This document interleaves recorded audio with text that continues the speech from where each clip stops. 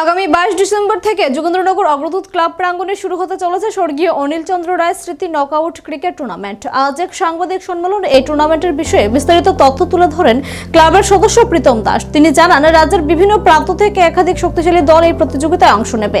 খেলাধুলার মাধ্যমে তরুণ প্রজন্মকে উৎসাহিত করা এবং স্বর্গীয় অনিল চন্দ্র রায়ের স্মৃতির প্রতি শ্রদ্ধা জানাতেই এই টুর্নামেন্টের আয়োজন করা হয়েছে। পুরো টুর্নামেন্ট জুড়ে পর্যাপ্ত ব্যবস্থাপনা ও ক্রীড়ানুরাগীদের উপস্থিতিতে যোগেন্দ্রনগর এলাকায় উৎসবের আমেজে থাকবে বলে জানান উদ্যোক্তারা।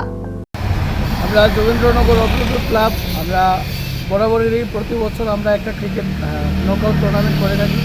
স্বর্গীয় অনিল চন্দ্র রায়ের স্মৃতিতে আমরা দিবারাত্রি একটা 6 ক্রিকেট টুর্নামেন্টের আয়োজন করেছি।